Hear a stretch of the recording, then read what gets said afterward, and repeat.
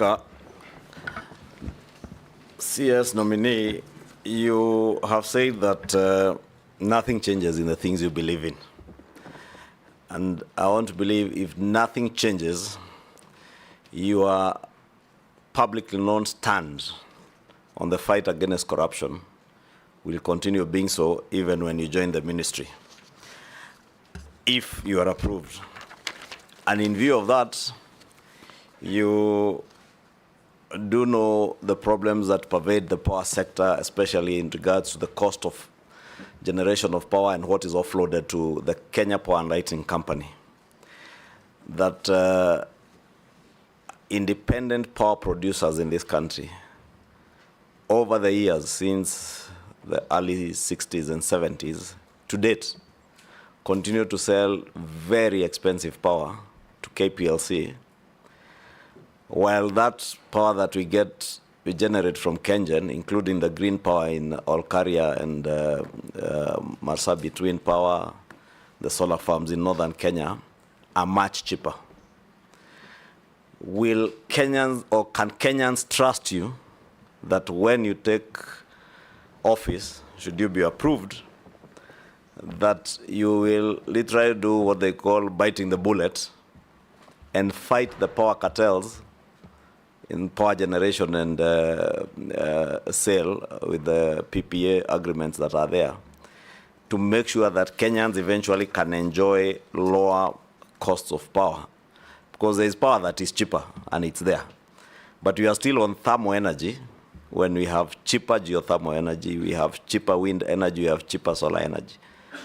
Can we get that assurance from you that you can bite the bullet, relook at many of those contracts, of course within the law, that were procured corruptly to the great detriment of the people of Kenya? You hold. We'll take another one. Junet. Thank you, Mr. Speaker. Mr. Speaker, I want to put to the nominee that, Mr. Speaker, the nominee is somebody known to me very well, having been his whip for now 2-3 years in Parliament. And there is somebody who believes, the way I know him, he stands with on what he believes. But having said that, I want to tell him that working in Parliament, the way we have worked in Parliament together as a whip and a minority leader, and working in the executive are two different things, two different ball games completely. Having said that, I want to ask him that there are issues that are of energy in nature that require immediate attention. For example, issues of electrification. You know very well, nominee, that there are places, you know and I know, who have not seen electricity since God created Kenya. They are still in darkness. You know very well that those places have suffered quite some time, and they need urgent help, attention. But promises have been given year in, year out by people who have taken up jobs like the way you're taking. So what Marshall Plan or what measures are you thinking of to help in the next 3 years those areas that have not seen light, not the light of God, but the light of human being, who have not seen it? What are you planning? Secondly, that is last mile.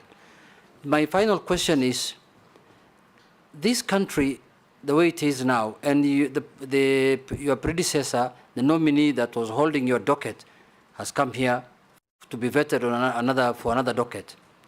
He has said that the networks and the systems of the electricity has gone down because of non-repair or something like that for many years. So it requires a lot of money to be upgraded. And I asked him about these shutdowns that happen in the country, that affect airports, that affect even hospitals sometimes. I am praying that it does not happen when you are the minister, if you are approved. But what are you thinking? What are you planning to do about that matter? Because Kenyans are sick and tired of missing electricity without any notice. Thank you very much. You can answer those. Yes, Honorable Speaker. Let me start with the Honorable Majority Leader's question. about corruption within the energy sector and whether I am prepared to deal with it. Honorable Speaker, my stand on corruption also remains unchanged. I may not be an angel, but I can tell you, Honorable Speaker, throughout my life, yes, I have fought very, very seriously against corruption in all its manifestations. Honorable Speaker, there are two problems with the matter of the IPPs from where I sit. And I want to explain a little bit. First and foremost, our energy sector has undergone or is supposed to be undergoing what we call unbundling. Unlike many other jurisdictions which have got a vertical integration kind of structure, our sector has been unbundled, and therefore we have got agencies or entities that do the drilling of the wells if it comes to geothermal. There are entities that do the generation of power itself, entities that transmit, ultimately entities that distribute to the consumers. Honorable Speaker, we have these IPPs largely at the generation level, where they compete with state entities such as KenGen and to some extent even GDC. And I'll come to that later again. Honorable Speaker, when it comes to the point of generation, I have noticed a problem that I will have to tackle head on. One, you know that in our mix of energy sources, geothermal is one of the clean energy sources and the cheapest. In fact, Honorable Speaker, Kenya is lucky. It is the 6th largest source of geothermal and in the world. In the world, Honorable Speaker. We are lucky because if you had a look at a satellite image or picture of the Earth, we fall within what we call the ring of fire. Those are areas where we have got geothermal resources worldwide. Kenya happens to be within that region. And therefore, we are blessed as a country to have geothermal resources that could help our energy be among the cheapest, Honorable Speaker. But what do you see? GDC, which is supposed to do what we call de-risking, yes, because not every private player can do the drilling of the wells. So GDC is supported by taxpayers' money to do the drilling and therefore allow the sites to be commercially utilized by other players, including KenGen. But now you find that GDC has dug the wells.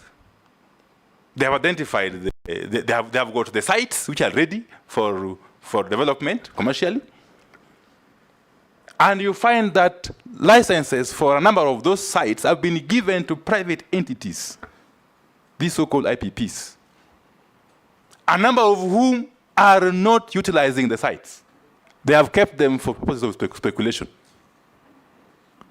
And therefore starving KenGen, which has got excess capacity of opportunities to generate more power, or geothermal power for that matter. Okay? So the country is losing on that account alone. Persons who have been given licenses, what we call geothermal concessions, and they are holding those licenses, which are public assets in my view, whilst KenGen, which is a publicly owned entity, at least by 70%, has the capacity, the expertise, the resources, is not able to get access to those sites to be able to generate for us energy.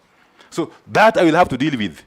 But I will have to deal with them by way of first engaging with the Attorney General to see what we can do about these licenses that are remaining idle without necessarily exposing the country, of course, okay, to litigation and the likes. But eventually to see to it that in the new dispensation, if such licenses are to be issued, there must be conditions. That you get a license, but you have got certain terms within which to play. That is one. Two, it is this animal that we call take or pay. These are IPPs which have been given, which have signed PPAs, the power producing agreements, with Kenya Power and Lighting Company. And the agreement is such that whatever they generate, you either take it, or if you don't take it, you still pay for it. So really, that is not sustainable. And they are very, very, very long-term agreements. Some running to as long as 20 years. Again, I will have to engage the Office of the Attorney General on how to deal with this. But eventually, of course, I'm aware that there is currently a moratorium on the engagement of IPPs following the Presidential Task Force on PPAs that was established earlier in 2021. Even if that moratorium is lifted eventually, we shall have to ensure that whatever PPAs we get into do not put us in that or in such a situation. As a matter of fact, my view is that eventually, because currently we have a very robust legal framework, since the enactment of the Energy Act of 2019, one of my first duties within 100 days, if I am lucky to be approved, would be to ensure that the requisite regulations are brought to fruition, because there are different stages of processing, so that the country can benefit fully, can reap the full potential from this robust legislative framework. But then, if it comes to that, I foresee a situation where this country will not need this kind of lopsided agreements. We may actually want to have an energy auction kind of situation, where you generate your energy, take it to the auction floor, as it were, and then we buy when we need it as consumers, through KPLC, of course. Okay? That is a futuristic view, my Honorable Speaker. Let me quickly go to the next question, because I'm trying to be, okay. Yes, I understand Honorable Junet's view that the executive is not like Parliament. I'm here to experience that because, Honorable Speaker, you know, I have never worked in the executive throughout my life. You will get to learn. Yes, so I will get to learn. And I'm a first learner, I believe, Honorable Speaker. So I don't have any qualms that I will be able to fit in fairly well. Honorable Speaker, the immediate issues, which are of concern to nearly all members of the National Assembly, I being one of them, at least for now. The issue of rural electrification, the issue of last mile. Honorable Speaker, I said from the outset that our energy sector is supposed to have been unbundled. But I must add that that unbundling is not yet complete. Why do I say so?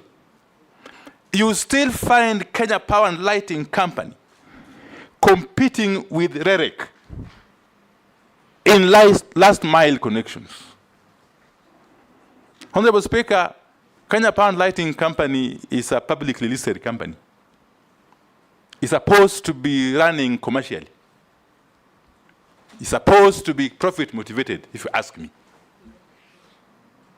And therefore, it cannot be able to do what NEREC was envisaged to do. That is to extend power. Nominee. Yes. I want to guide you. Yes. You have been nominated to be the CS Energy and Petroleum. Instead of pontificating on what they are, tell us, if you are confirmed, what do you want to do with them? That will be your vision, and that will be your message to the country. Because when you engage in a complaining type of narrative, it doesn't give hope to the country. Let me endeavor to give hope now to the country. Honorable Speaker, therefore, Mr. Speaker. Yes. Speaker, The nominee is trying to shed off the opposition leadership slowly. So he said what energy called load shedding. Shedding. He said he's a very fast learner. So now he's learned already. Thank you for the guidance, Honorable Speaker. Yes. Let me say this. Even those parastatals you're talking about, they're going to be under your watch. Okay, so let me say tell this. us what you want them to be. As a policy direction, yes. I would endeavor, first and foremost, to separate or to reduce the overlap, okay, in the functions of KPLC and REREC, okay? And to empower REREC fully to be able to undertake the mandate of last mile connections, okay? So that KPLC can concentrate, can focus on its commercial function, business. Is that better, Honorable Speaker? You are trying.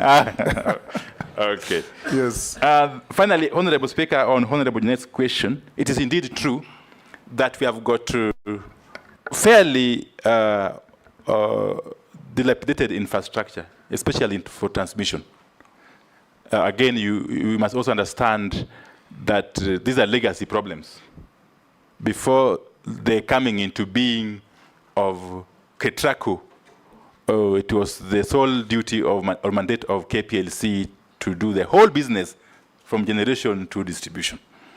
Some of this infrastructure was inherited, and some improvements have been done, but there's still room for further improvement, especially if we have to take electricity, optimally to those who need it.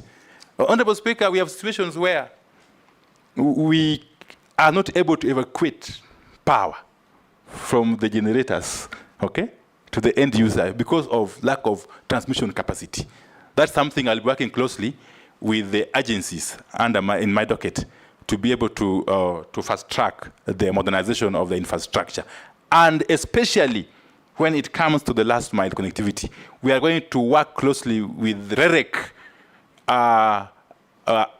together with KPLC again, by way of engaging with the development partners to be able to finance this process. I'm aware, Honorable Speaker, before I conclude, that there was a proposal in the now defunct Finance Act 2024 for some money for each constituency. But as a matter of fact, 50 million shillings. In the budget, yes. In the budget, yes. Now that has been removed in the wake of the withdrawal of the Finance Bill 2024. But let me assure my colleague members and the public generally that even with that, all is not lost. We are going to work very systematically with the REREC and KPLC to engage the development partners to help us finance this function. Indeed, even as we speak, there is a project going on which is being funded by the World Bank, okay, in terms of extending powers to those areas where the national grid has not reached, what we call the off-grids. And they have been very helpful, Honorable Speaker. I must commend the management of both KPLC and REREC, because as we speak, there are islands on Lake Victoria which previously had no power. And since the national grid cannot be extended to those areas economically, they have resorted to the off-grid power production, which is really helping those areas. We want to extend this to other areas, especially the far-flung areas of northeastern, okay? Yes, to use solar power to be able to light up those areas. Thank you. Yes. Nice.